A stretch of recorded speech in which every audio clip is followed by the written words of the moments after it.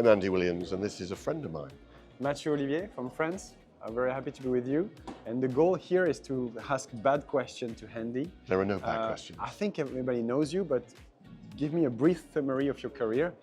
Number one, I'm a very lucky man. And it's always better to be lucky than good. But I predominantly work as a sports knee surgeon. I'd look after most of the English Premier League teams and rugby and swell. And my life has become very strange in that 90% of my patients are professional athletes. It's amazing. It's big number. Bizarre. Bizarre maybe, but a big number. You're known all around the world for that. You operate superstars.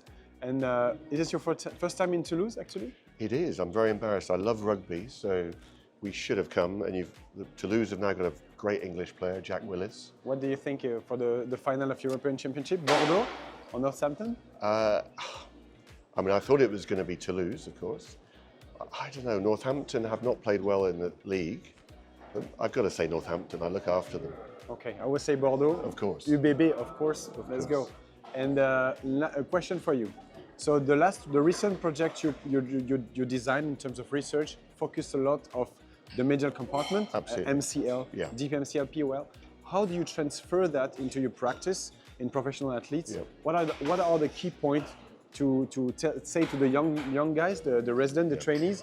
What are the two main things surrounding these MCL issues that you describe a lot, actually, and make a lot of sense in our sports medicine world? So the first thing to say is not every MCL needs surgery, of course. And sometimes people listen to me and think I'm operating on everybody. The MCL is my favorite topic at the moment. And the reason is I think it's really important. And we've sort of forgotten about it. It's the forgotten ligament. But it turns out that if you leave even a little bit of MCL laxity, valgus or rotation, ACL re-rupture rates go up. Karl-Heinz Frosch's group say that there's 17 times more ACL re-rupture if you leave MCL laxity. Now, of course, it's important to say not all MCLs need surgery. We've done a lot of work in the laboratory, and it's made me better at dealing with it. So my athletes, maybe I operate too much, but we have no choice because they're not going to allow me to treat them non-surgically. So we have an ACL, MCL, and I fix both, even if there's very minor laxity. Normal person, you would want to wait 12 weeks probably. What do you think is the actual percentage of people you treat for the both MCL, ACL compared to, let's say, 5 years ago?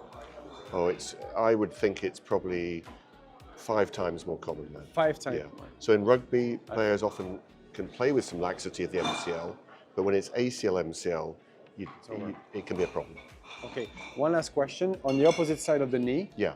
There is a trend, specifically in France, pushed by a known surgeon that are here today in the PCO, Etienne Cavagnac, Bertrand Sandricoté, and so many others, to say that we need to do a lateral tenodesis in 100% of the time, in 110% of the time. So I'm close to their thinking, but of course you don't need it on everybody.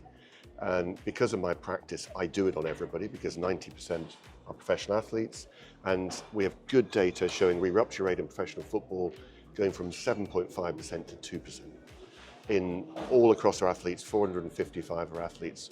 Those without a tenodesis, 9.5% re-rupture, 3% with a tenodesis, 9.5% without a tenodesis. So for me, it's hard not to, but it's more morbidity, it causes more pain, and for many patients, it's probably not necessary. But my summary of when do I do it, my indications are whenever I'm worried, and I'm always worried. Of course.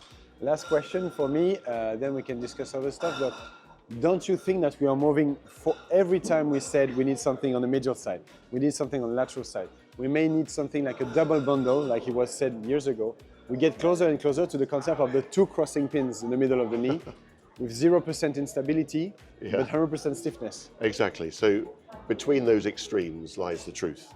And I think the good thing about the last 10, 15 years with anterolateral, now anteromedial, is that the ACL conversation is not just about where you put the graft or which graft, because we need to think about the periphery. And I think that's genuinely an advance.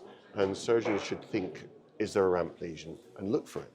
Is there a posterior root lateral meniscus? Look for it and deal with it. And by dealing with the pieces of the injury, then we get much better results. And the great surgeons 30 years ago would do all that. Whereas I grew up just putting an ACL in the middle of the knee. Yeah, I remember my mentor, Jean-Pierre Franceschi, for example, he was saying, when we start talking about ramps, when we start talking about root repairs, he was like, I didn't do any ramps and roots in the last 20 years, and nothing happened. Well, and he may have a point. And one of the best ACLs we ever saw in English Premier League was a player who went to him, came back to Arsenal some years ago, and his result was amazing. Quick return to play and a great success afterwards. So, and I know that John Shelburne has the same view. And of course, 20 years ago, I never looked for a ramp, never looked for a route. They seem to be okay. Yeah. So maybe we're going too far. I don't know.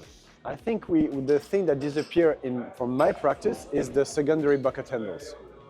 Absolutely. And I think for this reason, because those guys, if you think about the football player in the 70s, but all of them got the two meniscus out in like 2-3 years. Because they just have new injuries, new instability, and so on and so on. Because they were still unstable. And what I would say is most, people say not everybody needs an ACL reconstruction. That's true, but most young active people do best to have a good ACL reconstruction. I choose my words very carefully because the worst thing is bad surgery. But I'm seeing patients now 20 years out from their surgery with a new injury. The knee looks brand new in terms of menisci and the cartilage. If your ACL is second best, you stress the posterior part of the medial meniscus, you get a meniscus tear, and the knee drops down a level. They can still play, but they're going to get arthritis. Thank you, Andy. I think you said everything. Be careful. Choose the good options. The graft is not a big option anymore. No. I know you love BTB. I love hamstring. No, I do. No, seriously. My go-to graft would be hamstring. Okay. But because I now see the footballers, I use patella tendon because there's less re-rupture. Any last word? Never a last word from me. Thank you, Andy. Real pleasure. Good to discuss with you. Real pleasure.